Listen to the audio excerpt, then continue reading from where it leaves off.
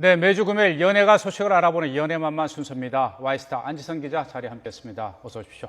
안녕하세요. 네, 참 아쉬웠죠. 우리 영원한 공주, 꽃누나, 영원한 우리 국민 엄마 이렇게 불렸던 김자옥 씨가 참 안타깝게 세상을 떠났는데 마지막 가는 길이 그래도 그렇게 외롭지만은 않았죠. 네, 영원한 공주 그리고 꽃누나로 기억될 김자옥 씨가 영원한 안식에 들어갔습니다.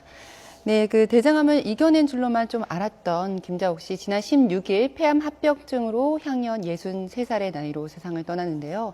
지난 2008년 대장암 수술을 받았고 이후에 이 방사선과 항암 치료를 좀 이겨내면서 건강을 되찾은 듯했지만 2012년 임파선과 폐로 전이가 됐었다고 합니다. 네. 하지만 올해 5월까지도 이 연극 봄날은 간다 무대에 오르는 등 7년에 가까운 투병 기간에도 이 5편이 넘는 드라마에 출연하는 등 연기 열정을 계속 이어왔던 터라서 아무도 이렇게 고인이 빨리 우리 곁을 떠날 것이라고는 예상치 못했습니다. 네. 갑작스러운 비보에 연예계 동료 선후배들의 큰 슬픔에 빠진 모습이었는데요. 지난 19일에 엄수된 발인식은 결국 눈물바다가 됐습니다. 30여 년을 인꼬부부로 산 남편 오승근 씨는 내년 3월에 아들 결혼식을 채 보지 못하고 떠나는 아내의 마지막 길에 눈시울을 붉혔고요. 엄마 같은 누나를 잃은 남동생 이 김태욱 SBS 아나운서 역시 비통한 심정을 감추지 못했습니다. 생전 고인과 친분을 맺은 동료 선후배들 모두 입을 모아 고인은 따뜻한 품성을 지닌 소녀 같은 배우였다고 이렇게 추억을 했는데요. 네. 스타들이 말하는 고 김자옥 씨 직접 좀 들어보시겠습니다. 이제 그 무명 배우가 갑자기 이렇게 뜨게 되면 좀 시기와 질투 같은 것도 좀 생기잖아요. 그럴 때 유일하게 김자옥 선배가 저한테 위로의 말을 많이 해줬었어요. 그 좋은 그 미소, 항상 활짝 웃는 그 인매, 난 영원히 잊지 못할 거야. 잘 가라, 자오가. 저도 부부 역할을 많이 했거든요.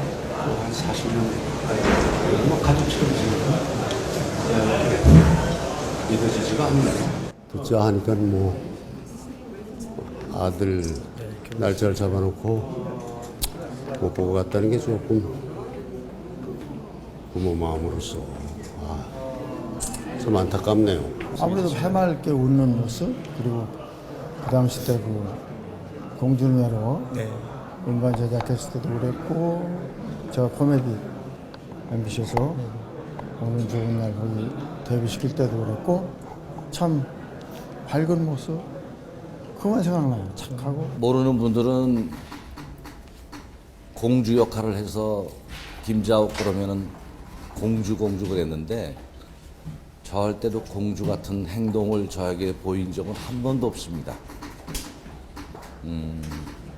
집에서는 제 아내로 또 제 아들의 어머니로 항상 똑같이 여러분들의 주부같이 행동을 해왔고 여지껏 그래왔거든요. 네, 이 연예계 생활 40년 이 외길을 걸어온 스타 고 김자옥 씨는 70년대 대표 이 여배우로 드라마에서 영화까지 종횡무진했고요. 또 1996년에 가수 태진아 씨와 손잡고 낸 음반 이 공주는 외로워를 통해서 공주 신드롬을 일으키면서 청순 비련의 여주인공에서 유쾌한 공주로 이미지 변신에 성공을 했습니다. 또 올 초에 방송된 꽃보다 눈에서 보여주었듯 이 환갑이 넘은 나이에도 소녀 감성이 돋보였기에 이 많은 이들이 애통하고 있는데요. 네. 사실 신해철 씨에 이어서 김자옥 씨까지 스타의 죽음은 굳이 팬이 아니더라도 굉장히 오래 잘 알고 지낸 이의 죽음처럼 가깝게 다가오는 것 같습니다. 이 삼가 고인의 명복을 좀 빕니다. 네. 이 웃음과 감동을 줬던 이 배우 김자옥 씨. 저 세상에서는 또 영원한 또 행복을 누리길 기대하고요.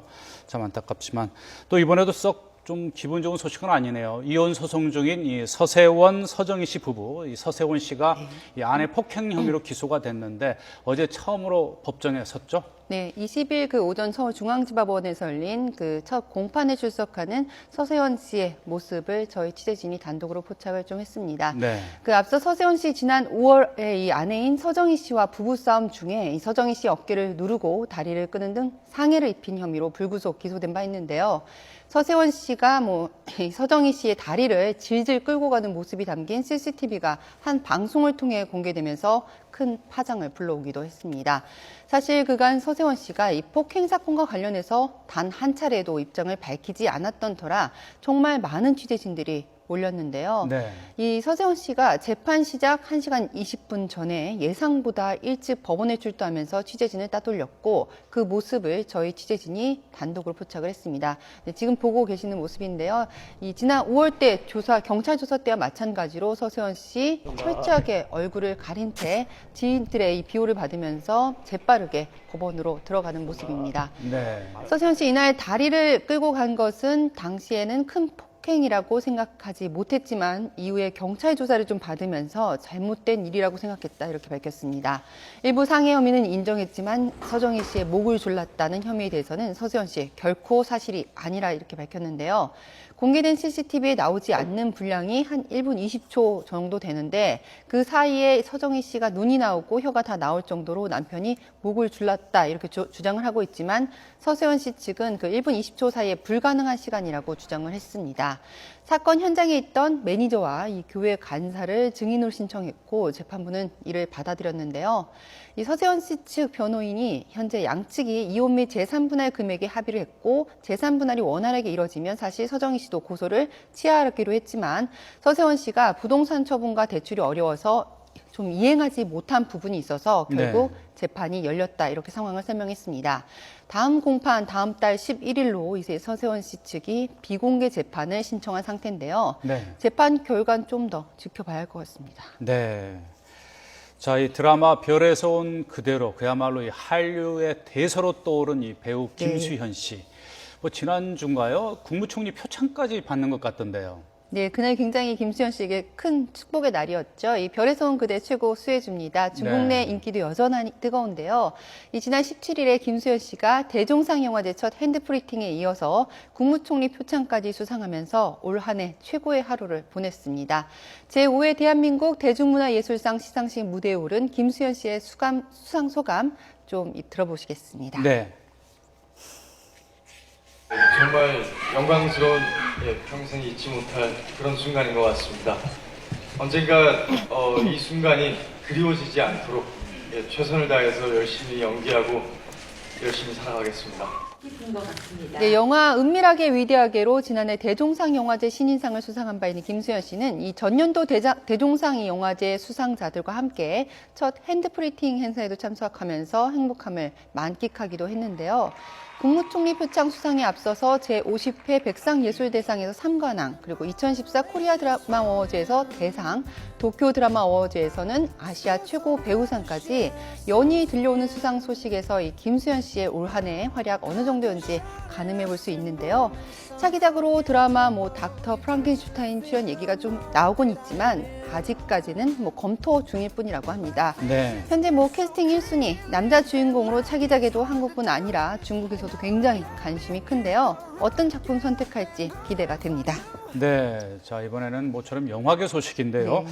이 인터스텔라, 저도 이제 보긴 했는데 500만 관객을 돌파를 했다고 하는데 이 비수기에 이런 기록을 올리기가 참 굉장히 이례적이라고 하던데요. 네, 지난 한 6일에 개봉을 했는데 그 이후에 14일 연속 박스오피스를 지키면서 정상을 지키고 있습니다.